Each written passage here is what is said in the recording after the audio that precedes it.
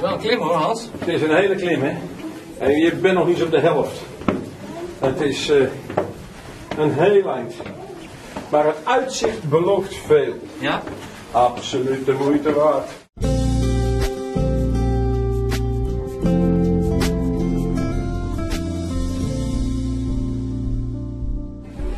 Even kijken. Zoiets. Prima. Ik ben filmmaker Klaas van de Ketterij en samen met militair historicus Hans Zakkers ga ik op oorlogspad. De provincie door op zoek naar bijzondere verhalen en plaatsen uit de slag om de Schelde. Wil je de verhalen van de provincie Zeeland in de Tweede Wereldoorlog weten? Dan zal je zeker buiten de provinciale grenzen moeten gaan zoeken. Omdat de geschiedenis van de Tweede Wereldoorlog is een internationale geschiedenis. En daarom is het verspreid over heel de wereld. Nu gaan we niet zo ver weg. We zijn nu op weg naar Berg op Zoom, naar de militaire begraafplaats. De Engelse militaire begraafplaats.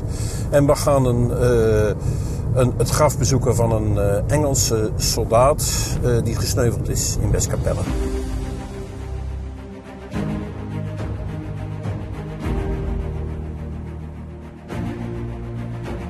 Hans, dit graf wilde jij me laten zien. Ja, ik vind het een heel bijzonder graf. Het is een heel bijzonder verhaal wat hier aan verbonden is aan dit graf. Deze man is omgekomen op de dijk bij Westkapelle op 1 november tijdens de landing. En het is meneer Robert Hamilton, maar dat is niet zijn echte naam. Zijn echte naam is Salo Weig. En het is een Joodse man. Ja, dat zie ik aan die Davidster. Dat is altijd mooi bij die begraafplaats, hè? Ja. Dat je dat nog kunt terugzien. Maar dit was een Joodse man in dienst van de Engelsen. Ja, en het was ook een Oostenrijker. Hij is ontvlucht aan de nazi's en heeft zich in Engeland gevestigd en heeft zich daar aangesloten bij de strijdkrachten, bij de Britse strijdkrachten. En hij was toen ingedeeld bij nummer 10 Commando. Daar waren ongeveer 10 Joodse commando's van Duits-Oostenrijkse oorsprong. Ja. Die vochten aan de geallieerde zijde. En zij hebben de vuurtoren van Westkapelle ingenomen. En hij is gesneuveld. Hij heeft de vuurtoren in die zin nooit bereikt. Maar je ziet, ze kregen allemaal een Engelse naam voor als ze in gevangenschap zouden raken, dat hun Oostenrijkse nationaliteit en zijn Joods zijn eigenlijk verborgen bleef. En hier liggen alle geallieerde soldaten die omgekomen zijn tijdens de slag om de Schelde. Hier liggen alle Britse militairen die omgekomen zijn in de slag om de Schelde, wat betreft Zuid-Beveland en Walcheren. En kun je hier gewoon kijken? Je mag hier vrij rondlopen, ja.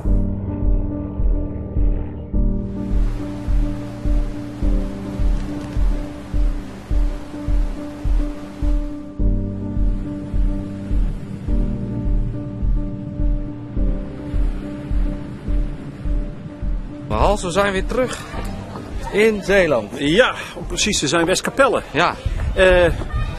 In de tuin van het Polderhuis. En we bestijgen de Liberty Bridge.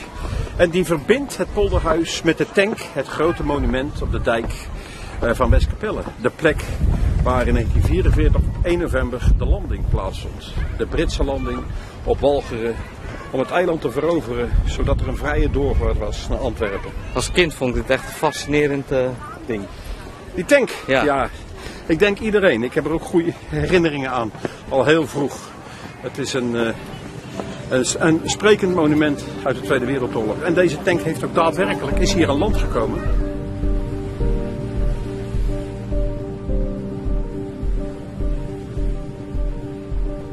Lekker windje hier, hè? En buiten gewoon een lekkere verse zeewind, juist. Dat hoort erbij. Hoort ook een beetje bij Westkapelle, hè? Ja, hoe zag het er hier op 1 november 1944 uit, Hans? Ook niet zo best. Nee. In november is het altijd slecht weer. Ja. En als je dan ziet dat van die kant komen de landingsboten aan. Ze landen aan weerszijden van het dijkgat. En hier komt een Salo Weig, die komt hier aan land. Als Robert Hamilton komt hier aan land. En hij sneuvelt eigenlijk vrij snel. En was het hier erg versterkt? Was er veel tegenstand van de Duitsers? Nee, dit ging eigenlijk vrij makkelijk. Maar van overal werden ook mortieren geschoten. Maar de gevechten man tegen man, dat was gering. Maar het lag wel onder artillerievuur. En hij is omgekomen waarschijnlijk Door een granaat. door een granaatsplinter. Okay. Hey, en het waren commando's die hier aanvielen. Eigenlijk Britse commando's. Maar hoe zag zo'n club eruit? Het waren Royal Marines. Het was een bondgezelschap van nationaliteiten. Dat waren ook de internationale commando-eenheid. Er zaten Nederlanders bij, Belgen, Nooren. En er zaten enkele Duitsers bij die gevlucht waren uit Duitsland. Waaronder meneer Weig. Meneer Weig was Oostenrijker, anderen waren Duitsers. Die waren gevlucht omdat ze Joods waren. En zijn in de geallieerde strijdkrachten gegaan om letterlijk Europa weer te bereiden van de grootste tirannie wat het Joodse volk heeft gekend. Ja. En de commando's die hebben ook de vuurtoren in Westkapelle veroverd. En daar gaan we nu naartoe. Daar gaan we nu naartoe, naar de vuurtoren in Westkapelle. Ik ben benieuwd, ik ben er nog nooit op geweest. Nou, Jij wel, hè? Dit is een mooi uitzicht, nou daarboven is het veel mooier. Okay. Ja, ik ben er al meerdere keren op geweest. Okay. Ja.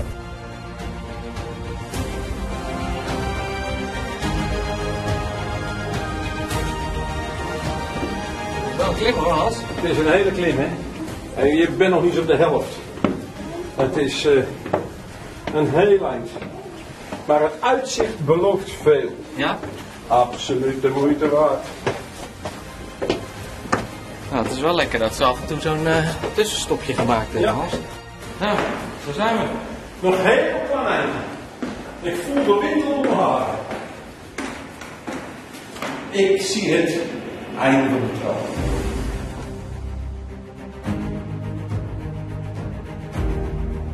Nou, Hans, een hele klim, maar het uitzicht is...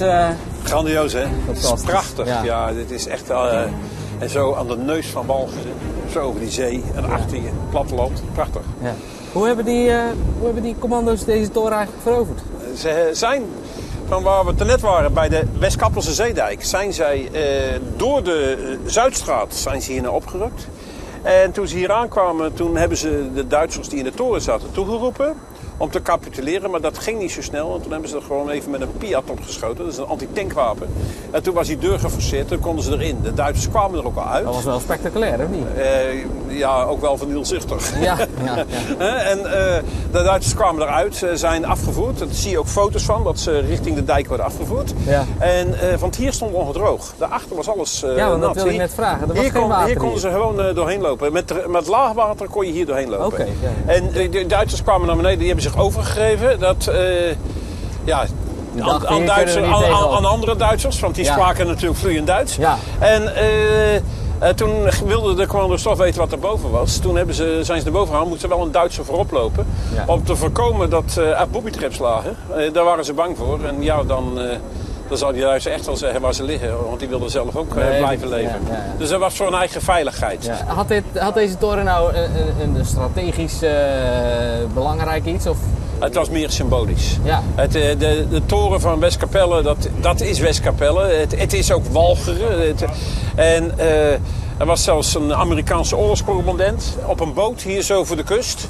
En die keek door het gat en zag de toren en die zei, oh, dat is het Empire State Building in New York. Daar deed hij het gelijk aan denken. Het is een iconisch gebouw. Ja. En nog steeds eigenlijk. Ja, en het is natuurlijk ook heel bijzonder hoe dit gebouw ingenomen is. Door eigenlijk mensen die van oorsprong Duits waren, in geallieerde dienst. Ja, uiteindelijk die toren veroverd op Duitsers. Ja. En dat is eigenlijk een heel mooi en een onbekend verhaal. En dat mag best wel meer aandacht krijgen. Ja. En nu lopen er ook weer Duitsers. Maar die zijn een stuk vriendelijker dan toen. Ja.